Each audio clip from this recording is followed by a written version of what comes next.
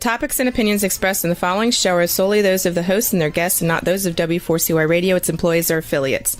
We make no recommendations or endorsements for radio show programs, services, or products mentioned on air or on our web. No liability, explicit or implied, shall be extended to W4CY Radio or its employees or affiliates.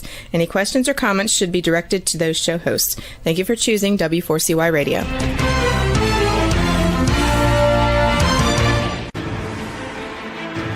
What's working on purpose anyway? Each week, we ponder the answer to this question. People ache for meaning and purpose at work, to contribute their talents passionately and know their lives really matter. They crave being part of an organization that inspires them and helps them grow into realizing their highest potential. Business can be such a force for good in the world, elevating humanity. In our program, we provide guidance and inspiration to help usher in this world we all want, working on purpose. Now, here's your host, Dr. Elise Cortez.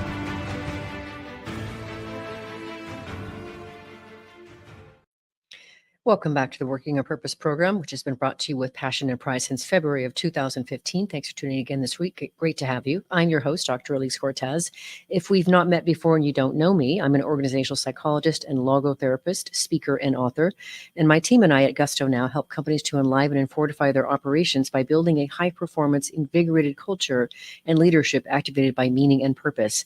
Our mission is to help our clients create a destination workplace where people flock to join, are intrinsically motivated to perform at their best, can grow into their fuller potential, and are committed to stay and dynamically deliver on the company's mission, which translates to higher profits for you. You can learn more about us and how we can work together at gusto-now.com and my personal site, elisecortez.com. Getting into today's program, we have with us today Karen Golden-Biddle, an organizational ethnographer, educator, and sought-after voice on discovery, transformation, and navigating change. She's the author of The Untapped Power of Discovery, How to Create Change That Inspires a Better Future, which we'll be talking about today. She joins us today from Atlanta, Georgia. Karen, a hearty welcome to Working on Purpose. Thank you. Thank you for your invitation. Look forward to this. Absolutely. As you know from my notes, my very, very thorough notes, I quite enjoyed your book and got a lot out of it. Reading my guest books cover to cover, Karen, is really part of my research process that I use to continue researching my own books. And of course, it goes into my speaking as I'm out and about. So your word continues to travel through me as well. And I was amazed, Karen. You've literally just stumbled or discovered an area vastly underappreciated before, which seems really from the outset quite simple, and that's discovery. How did you find yourself into this? Well, I have long studied change, and I do it as an ethnographer, organizational ethnographer. So I go into organizations to learn about them. So my dissertation, for example, was a year-long study of a Fortune 200 corporation. And I've done a series of those over time, and I kept all the statistics about change. 70% failed, 85%, various numbers over the years of cultural change failed. And I saw that as well. And in fact, numerous things were offered for kind of explanations to it, lack of leadership support, resource constraints, no employee engagement. And I was seeing in my studies, well-intentioned, not problematic change initiatives, but well-intentioned initiatives go awry, that they too would fail or fail to deliver with the expectation that was set in advance. And I really got puzzled. It was why? I mean, these were managers who cared about implementing change in a way that would bring employees in and so forth. So for a couple of years, it was a puzzle for me, and I struggled with it, frankly, trying to teach about it. How could I do this when I knew that many of the well-intentioned were not there? So what I did was start looking around. I thought, well, I'll flip the question. Most people talk about statistics of failure. I'm going to look at the statistics of success, try to find those, if you might call it sampling on the dependent variable. I was purposely doing that. So I wanted to get a cadre of organizations where the change was working. And so I sent the word out, and I heard about one medium-sized healthcare organization. It's in the book, Delta Care. And I decided to reach out, got involved with them. And what I was seeing was amazing. They didn't necessarily use the word discovery. They were trying to create a model of care that had future relevance for their patients. So they were thinking 10, 15 years out, and they really had a good reputation for delivering care well. And they wanted to continue and sustain that over in the future, given the future relevance of this. And so they did, I will go into that with questions for you, but the key here is really that it was a collective effort. And as I watched them work and engage difficulties, engage the unexpected, deal with surprise in different ways than I had seen before, they helped me discover the power of discovery, frankly. That's really how it happened. And then I wrote it up for an academic journal. I really wanted to tighten my analyses, wrote it up, and then started searching in 2019 for any cases I could find. And there are dozens in the book.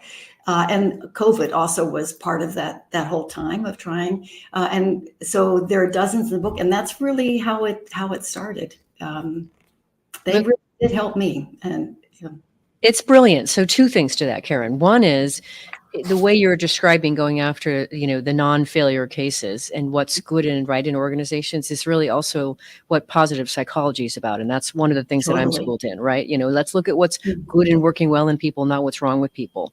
And so that there's. And might I just add? So I'm linked with positive organizational scholarship. That had just started prior to me finding this. Okay. And then the other thing is how delightful to just really go in there and just put your finger on the pulse of this organization. And as you know, I do want to talk with you later in the program about Delta Care, because I think it's really fascinating what they did. And I'm really, really intrigued that you are an organizational ethnographer. I think that says so much and really lends something to what you have created and brought forth that frankly I found so refreshing and effective and powerful, Karen. So I'm really glad that you're on the program, and I get to have you on my program with my listeners and viewers. Thank you. Very welcome. The stories are compelling. They are, and we're gonna hit several of them, as you know. So first, I want to situate, and this is really powerful and really adds an opening for us. Is you talk about how many people have a constrained view of discovery. They think of it as not necessarily for them. Mm-hmm. So I think probably the other thing that as I worked the case and around discovery, I saw that the bulk of the discussion about discovery was as an object, the what, an end result. And it really, by thinking of it that way, it does a number of negative things. Number one is it totally doesn't tap the creative power that discovery as a process has. Yeah. So as it unfolds over time, and by focusing on the what, not the how, it just limiting, as I mentioned, we really believe that we don't have the talent of discovery. It's relegated to the talented few, maybe scientists, artists. So it doesn't tap into the notion of discovery that anyone can, and we can develop this later, anyone can cultivate the practice of discovery with this. So the can-do discovery people, the designers, the scientists, the researchers, the new product developers, those that are designated in organizations by role or function as being creative, is only a sliver of the creativity in organizations. And that's totally lost when discovery is thought of as an object, not as a process that unfolds over time even in our everyday actions. Yes, and therefore we miss all of the potential for human growth and positive change, as you write out. I just thought that was such an important point. Yeah. So it's for all of us, this discovery process, which really, really delights me. So many people say things like, I'm not creative. I can't possibly do this kind of work. Right, and we're not talking about that. And so you go on to say the solution here is to embrace the process of discovery. Yeah, really think of it as an inventive process. It helps us generate ahas, insight, new perspectives, and new understanding that are essential in fueling change.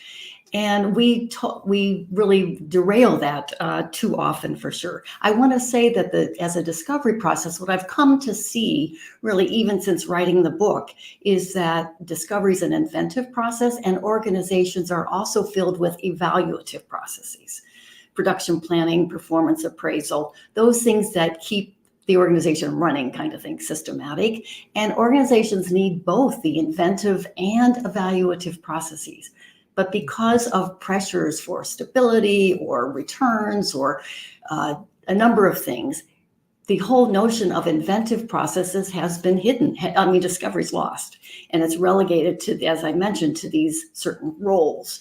Even the teaching of change in like as an MBA, I've taught many MBA classes, and it really, most of our teaching doesn't talk about the inventive part of change at all. It's more about control and moving through the steps of change and not weaving through. I'm really not talking another model of change. I'm talking about a process that weaves through any kind of change model that you might have that opens it up to be able to discover new ideas.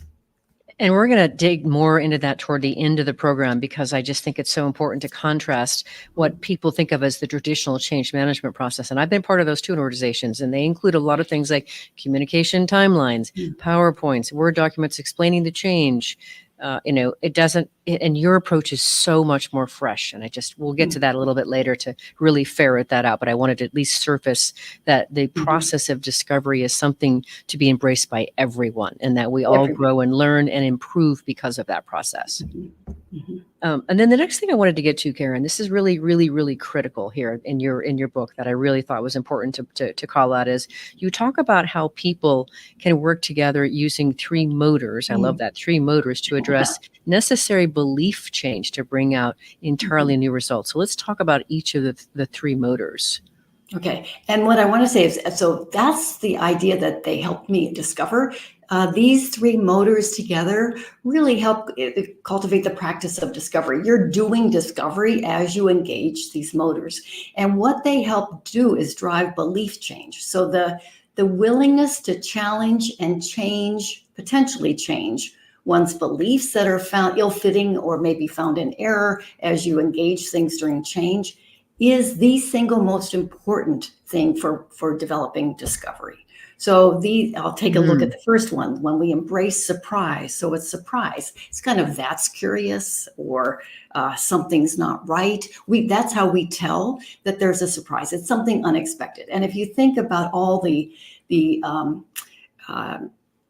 directives these days for leaders to leverage the unexpected, this is it. Right? The unexpected event. We did not expect it to happen.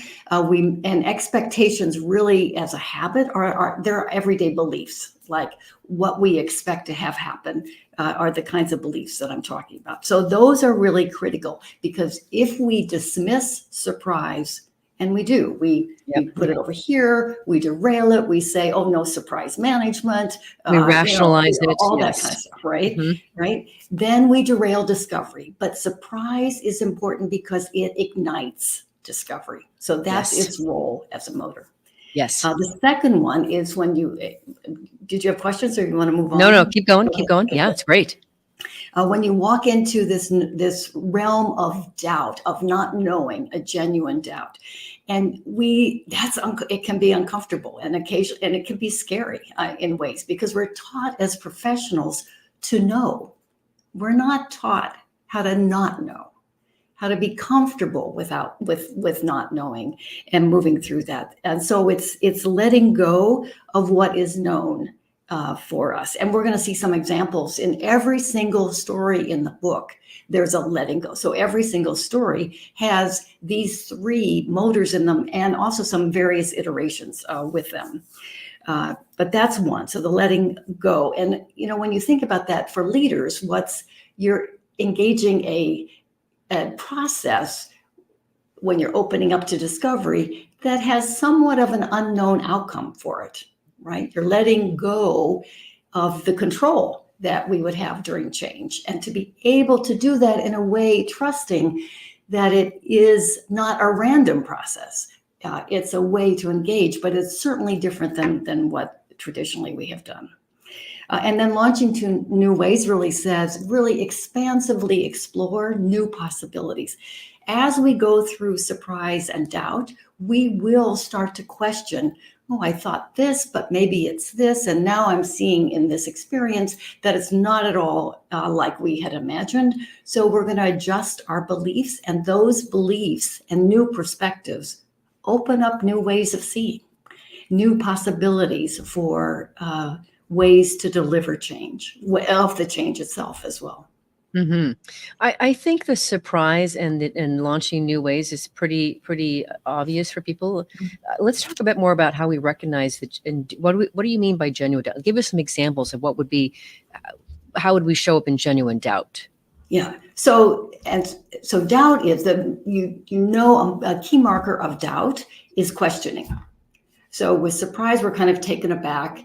And then do we say it's gone, or do we lean in and try to explore it with questions? Okay. And so the whole notion is to question what we don't know rather than to affirm what we think we know.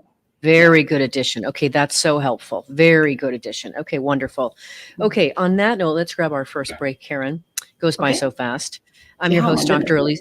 I'm your host, Dr. Elise Cortez. We've been on the air with Karen Golden-Biddle, an organizational ethnographer, educator, and a sought-after voice on discovery, transformation, and navigating change. We've been getting into the process of where her fascination with discovery came from, and some of the promise of what can happen when we actually embrace it in organizations. Stay with us. We'll be right back.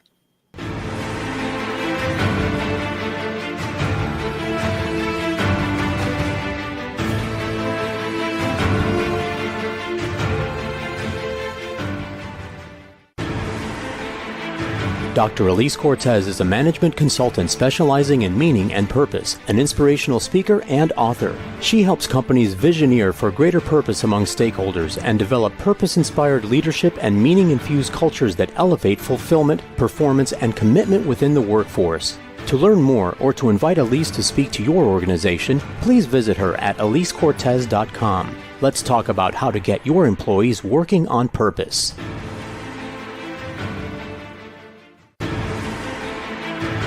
This is Working on Purpose with Dr. Elise Cortez. To reach our program today or to open a conversation with Elise, send an email to Elise, A-L-I-S-E, at elisecortez.com. Now, back to Working on Purpose.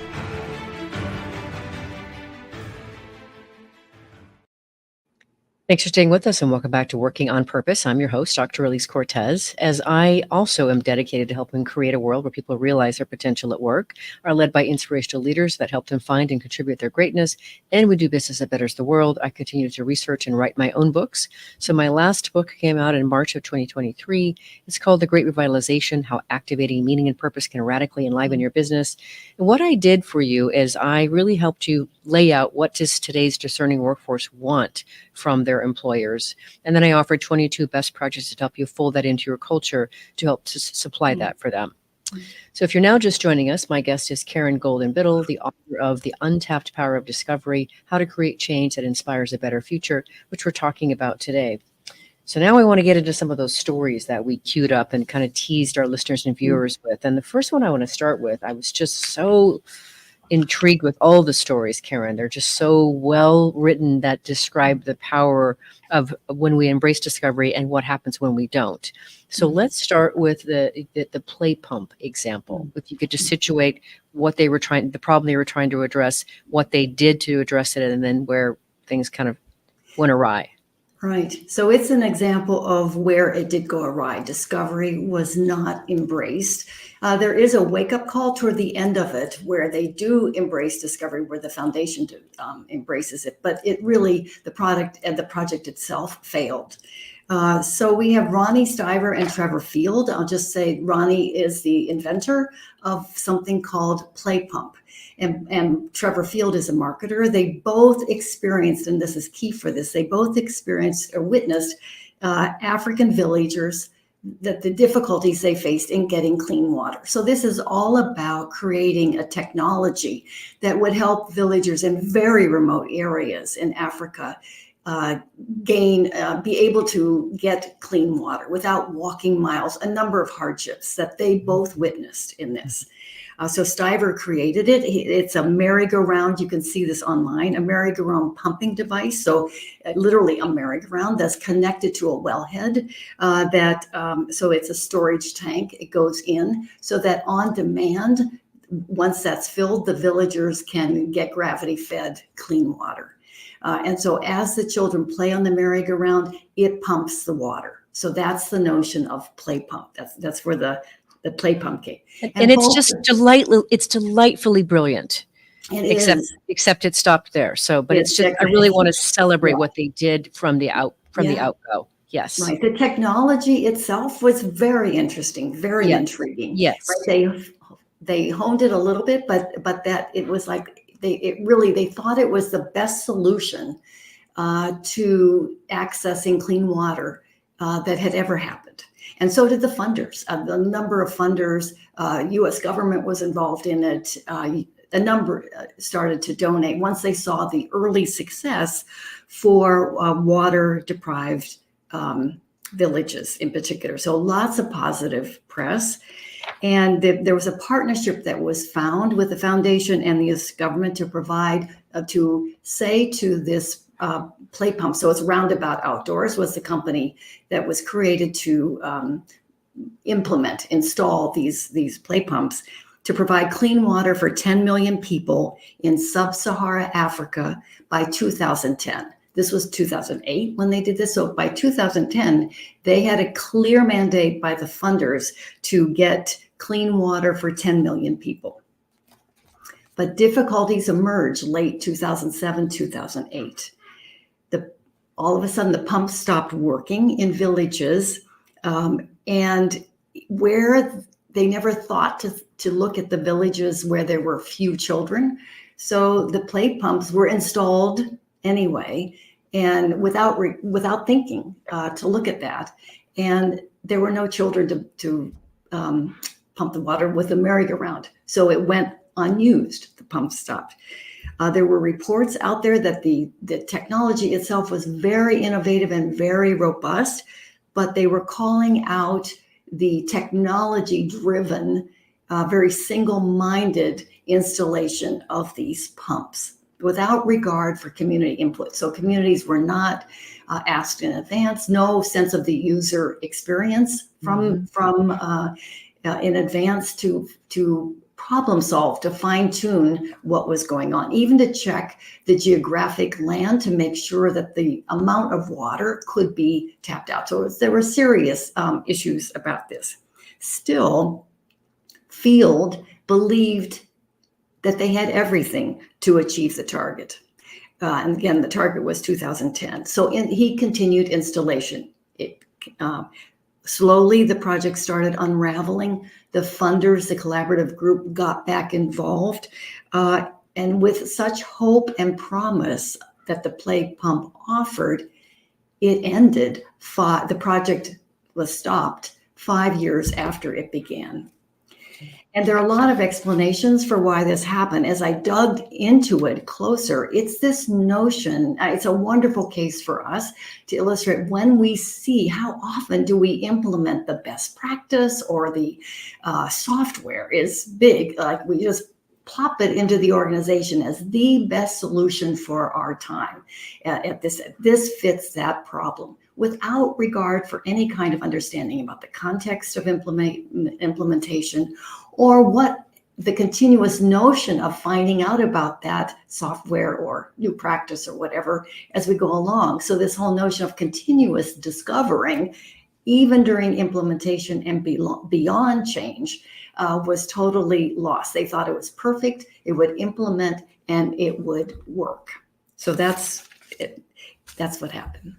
Thank you for explaining that. It's just, on the one hand, it was such a beautiful, creative solution, but then, this the rigidity of sticking with the plan without really understanding how it was being accepted, what were the obstacles, et cetera. That's what I really wanted to illustrate, and you did that beautifully. Right. And how often we stay the course. Right. And they had funders to satisfy all these things. I totally understand. And yet, when we get into one of the other, the MRI that was a really interesting. We'll get to that later, but so many great stories. So let's go on to the Microsoft story next year. This is such a critical thing that I really, really admire about the CEO Satya Nadella. You talk about how when he got in, he really understood that we were operating as if the formula had been figured out. We know what we're doing. We're baked. It's all good. And he really understood that it was necessary to discover a new formula. So would you just say a little bit about just kind of what was he up against? How did he go about starting to make the cultural shift that he did? I know we could spend a whole hour on this. We could. I love this. I mean, and he's been there 10 years now. So that was 2014 when he made that comment about what we need to do is discover a new formula, not just optimize the old formula with this. And so that began a cultural shift, a cultural change. I think, again, it's one where there was really important vision, purpose around what they were trying to do. And they used the word growth mindset, which is a very discovery-oriented term, focus as well. But this discovery helped Microsoft let go of beliefs that drove the formula optimization. And some of those beliefs were in hierarchy in a way that was segmented, the silos notion, the very much silos, competition internally, not just externally, really trying to get ahead at the expense of others. There was a number of things, even teams later, Satya found, were not sharing code with each other. Right. So that's what it was like, the old formula around this. And then the take on, they moved from a know-it-all culture, what they called it, and still do, to a learn-it-all culture. So no longer are they know-it-alls, but they are learning along the way. And so that to me is a fundamental shift, an earth-shaking shift. And you can see it in their business, obviously. So that's really what, there's a lot to talk about there. I mean, HR came in, a number of things are all aligned with this.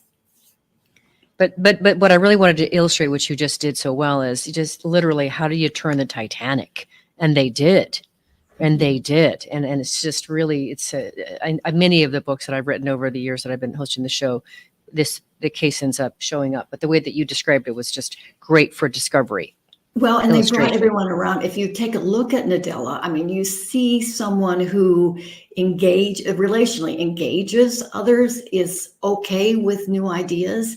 When he made errors, and he did around gender pay early on, he went on and admitted the error. There's a lot that he modeled as this notion of discovering, moving this shift to this new way of operating, as well as supported it. And so did his senior staff. And so did it. It really was a all hands on deck kind of thing. It's really to be celebrated and revered and emulated, right? That's why we're talking about it.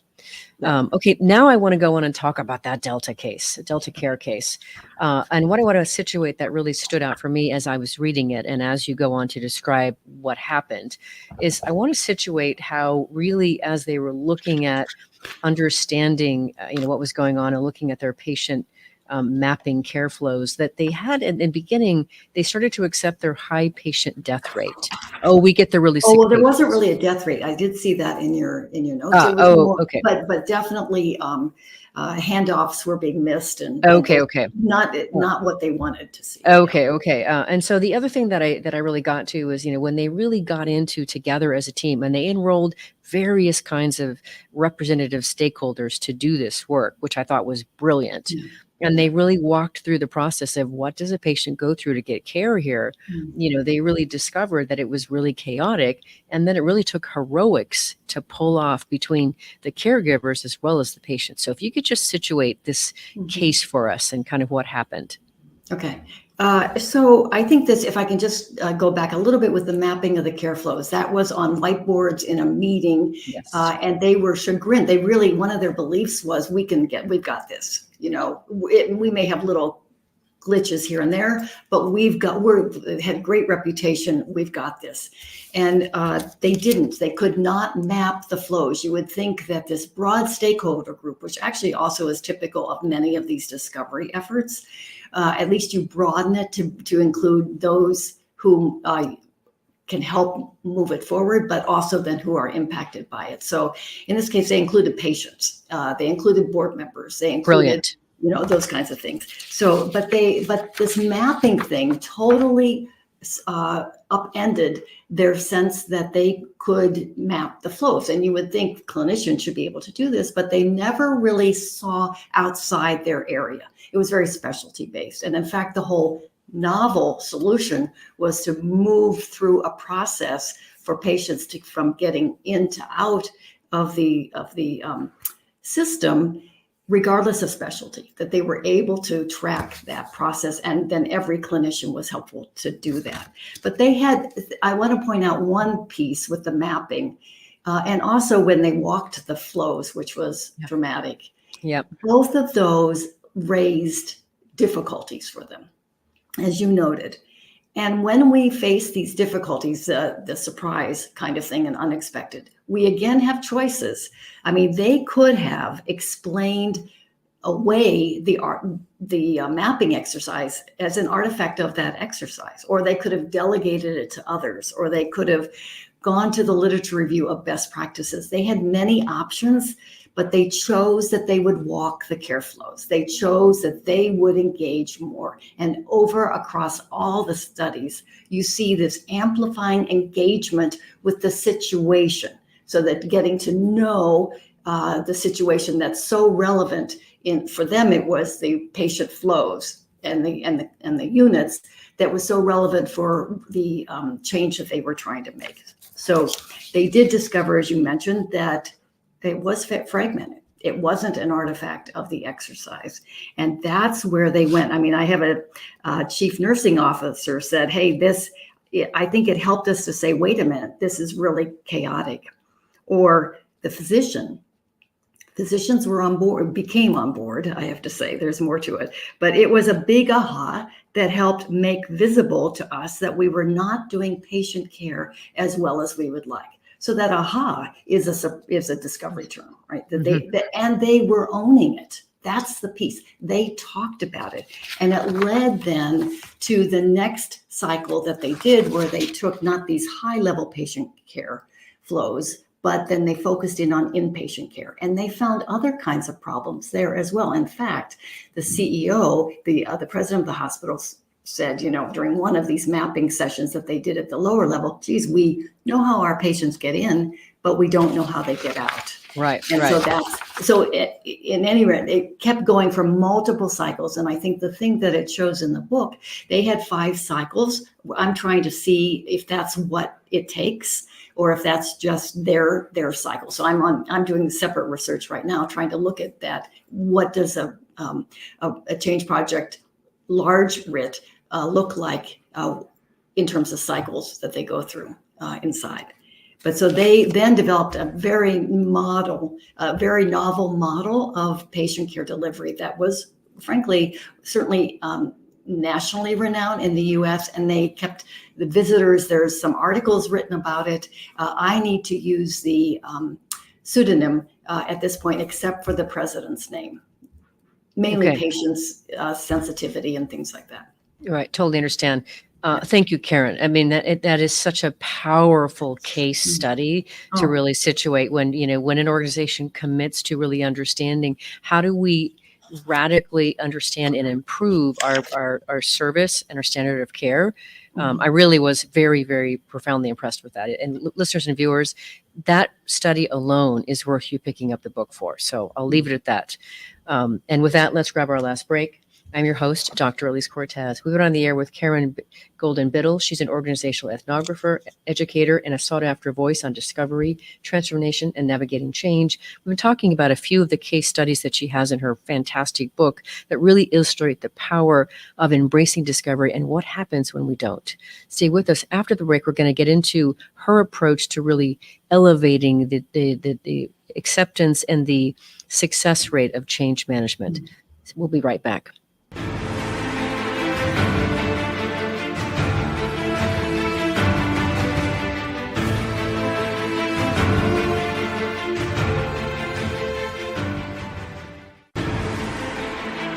Dr. Elise Cortez is a management consultant specializing in meaning and purpose, an inspirational speaker and author. She helps companies visioneer for greater purpose among stakeholders and develop purpose-inspired leadership and meaning-infused cultures that elevate fulfillment, performance, and commitment within the workforce. To learn more or to invite Elise to speak to your organization, please visit her at elisecortez.com. Let's talk about how to get your employees working on purpose.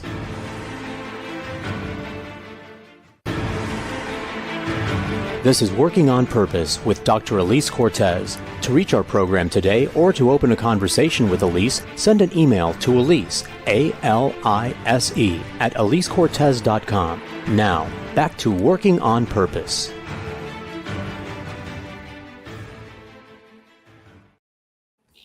Thanks for staying with us and welcome back to Working on Purpose. I'm your host, Dr. Elise Cortez. As I mentioned in the last break, my last book came out in March of 2023. It's called The Great Revitalization, How Activating Meaning and Purpose Can Radically Enliven Your Business. What I did for you is I created a 3-page organizational assessment for you to determine the extent to which your organization is running in a way that meets the discerning needs of today's workforce. You can find it at gusto-now.com. If you are just now joining us, my guest is Karen Golden-Biddle. She's the author of The Untapped Power of Discovery, How to Create Change That Inspires a Better Future. So before we get into the change management focus that you really exemplify here, I do want to talk about a couple of more of your case studies. Okay. One of them is this notion of the opportunity to really capitalize on surprise, which is illustrated through the Doug Dietz MRI case. Will you situate that for us? It's such a powerful case, and I really, really applaud his approach to what he discovered. Definitely.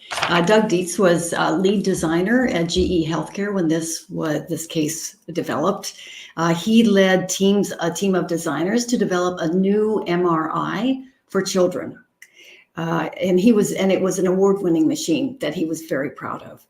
So a hospital invited him to come visit to take a look at the machine, in the MRI in implementation, and he was delighted to go.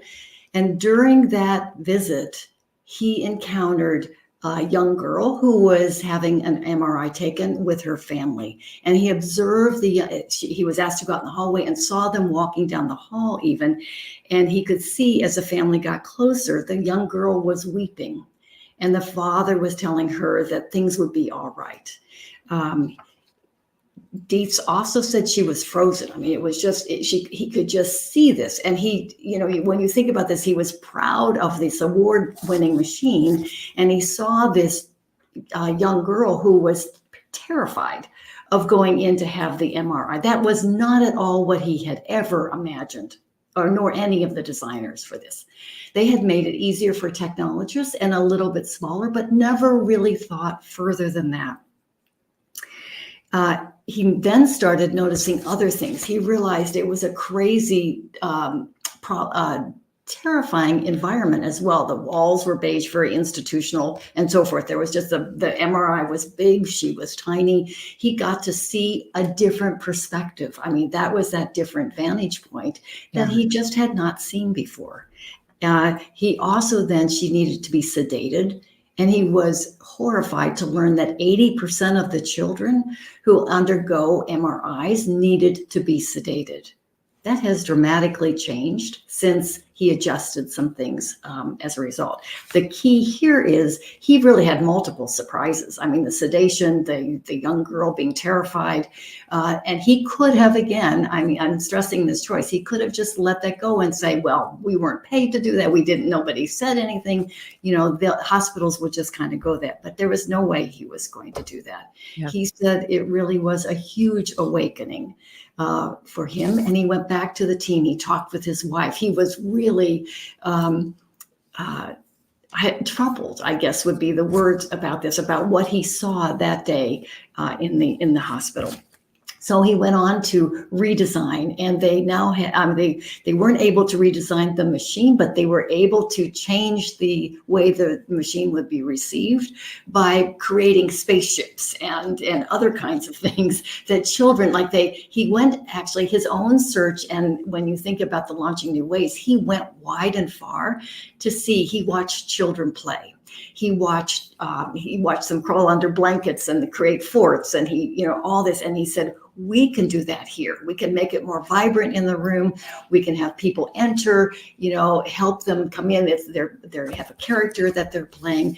And, the amount of sedation, so all of that went through, and it still is. It still is that way.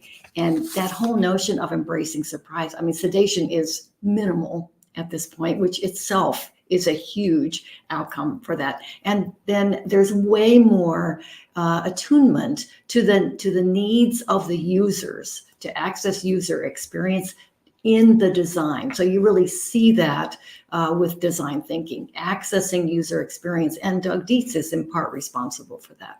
Mm-hmm. It's a brilliant, delightful story. And then you even go on to say that he then got to witness at least one of the children going through that newly designed situation, asking, can I do it again?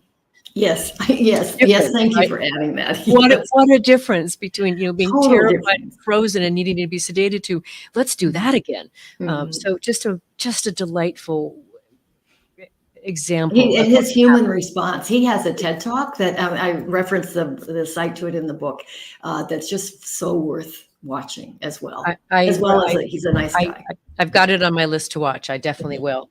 I know that there's room for me to give that as an example for sure. So, but there's two, we're getting closer to the end of time here. There's two things I want to do next. I want to definitely talk about the guinea worm disease case. Okay. And the reason that I think that is so important, Karen, is it's a huge problem. And it really illustrates the power of how to enroll people in change management in a way that most people would never have ever thought of. So if you could situate for us, the case that you have about the guinea worm disease. Okay, so it's a big case. So I know. It's around asking a lot. Yeah, I'll be short. It's about the power of growing connections for change, and so a collaboration made all the difference in being close to eradicate a disease that in 1986 had 3.1 million cases per year in Africa and India. Then there was no vaccine that would be, and still isn't. There was no medication to prevent it or treat it. Infections, if someone someone had guinea worm disease, it didn't confer immunity onto them to not have it again, for example. The only cure for this, which totally intrigued me, and I looked at a lot of this during COVID, actually, so there was a parallel. The only cure was behavior change. Now, there's also some belief change that we can get into, but right now the focus is on behavior change. They needed to filter the water. So basically, guinea worm, it's really it's known as dracunculiasis for the public health people in the audience. It's contracted when people drink water contaminated by these tiny fleas that carry worm larvae. And so when you would bucket the water from the spring, from the water, the ponds in the villages, they would have the larva with it.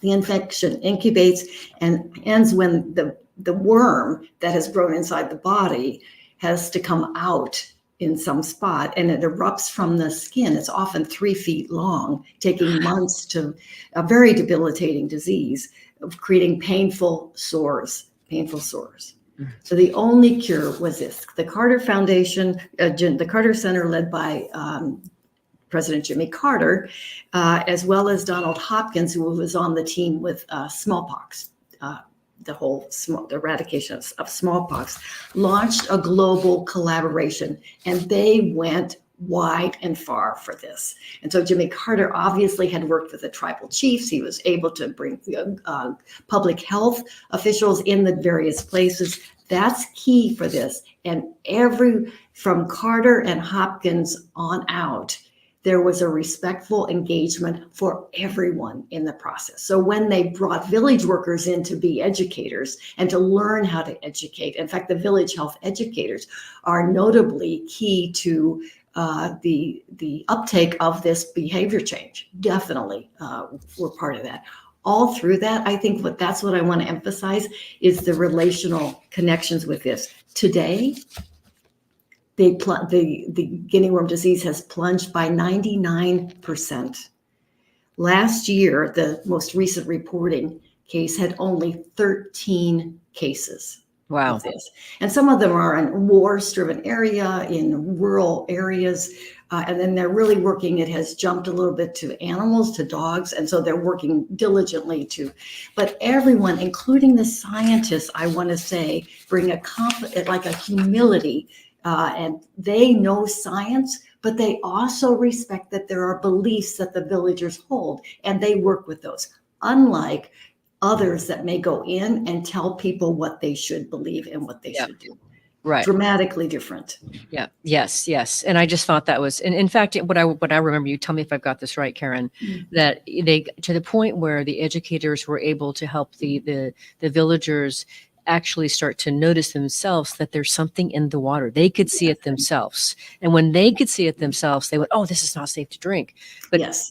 Leaning into their space so they could actually enroll them so they could see that was, I think, a big part of the behavioral change. Yeah, thank you. Thank you for adding that. I mean, because that was the belief cycle, that was one of the discovery cycles that happened there, where you could see their beliefs, where it was sacred water, and that these worms they thought were a normal part of the body. And so they really came to know through this, seeing the worms in the water. They were stunned. How could that happen? Or the larvae, how could that happen in sacred water like that? And so they went through, and the education that the global collaboration had done really created a discovery possibility for them to go through that. Mm-hmm. So powerful. Yes, very powerful. We're getting very close to the end here, but I really want to situate for our listeners and viewers, a different perspective on change management. You talk about it, 85% failure rate. And let's just, if we can, Karen, situate, you talk about bringing, 3 factors to life in the discovery process that can challenge traditional change management. Can you just sort of situate those for us? Sure. And I'm not saying challenge a particular model. I mean, but I think the discovery offers ways to enhance and change many different change models. I mean, yes. So that's the piece. It's a process that weaves through it. And so one is you start from a different place with discovery. You start with a problematic situation, and you do not presume to know the answer with that. And so even if it's a software implementation project or whatever, you don't start with trying to get employee buy-in. In fact, employee buy-in you don't go for. So it's that discovery. You want to question and explore the problem itself and not assume that you know what it is. Yes. And what it means. And more you take time there, you are greatly enriched later. With that. That's one. You want to access the user experience. I just talked about that a bit. Traditional change management is all about getting everyone on the bus and getting buy-in. There's a place for that, but it's not before you know what that is. The user experience. I mean, I had projects with MBA students who looked at our own software implementation issue at Boston University with PeopleSoft, and they saw a number of ways that they needed to access user experience more. So the deep understanding of the situation and the users. And then finally, a big one is treat discovery as continuous. That we saw that with Play Pump. It continues in and beyond implementation. Even scaling up, you want to be able, if you scale up something, you want to be able to incorporate discovery into that process and not assume you're going to just take what you've done and put it in another unit or another location. So that's a quick way to talk about these 3, but they are fundamentally different. I'm actually writing up a piece right now that talks about these and fleshes that out. Well, I think that is an amazing contribution, Karen, and because so many organizational change efforts are complete failures, and that alone. So listeners and viewers, getting the book for a few of these case studies as well as that methodology is totally worth picking up for that. Karen, I want to say thank you for coming into my world. Thank you for coming on to Working on Purpose, sharing your research. You're clearly passionate about it. Very happy to know you. Thank you for coming on. Likewise, Elise. Thank you. You're welcome. Listeners and viewers, you're going to want to learn more about this remarkable woman, Karen Golden-Biddle, the work she does helping organizations navigate discovery, transformation, and change, and her book, So go to her website. I'm going to say it and then spell it for you. It's KarenGolden-Biddle.com. So her first name, Karen Golden, Golden dash Biddle, BIDDLE.com. KarenGolden-Biddle.com. Last week, if you missed the live show, you can always catch it via recorded podcast. We were on the air with Jeff Wetzler talking about his new book, Ask. Tap into the hidden wisdom of people around you for unexpected breakthroughs in leadership and life. Really amazing what you can learn by asking people around you about their perspective of you, your performance, etc. Game changer. But you got to learn how to do it and learn how to do it well. Next week, we'll be on the air with Garen Storer talking about his work linking athletes' mental game to their physical game, as well as his own incredible journey he's been on navigating leukemia. See you there. Remember, work is one of the best adventures and means of realizing our potential and making the impact we crave. So let's work on purpose. We hope you've enjoyed this week's program. Be sure to tune into Working on Purpose, featuring your host, Dr. Elise Cortez, each week on W4CY. Together, we'll create a world where business operates conscientiously, leadership inspires impassioned performance, and employees are fulfilled in work that provides the meaning and purpose they crave. See you there. Let's work on purpose.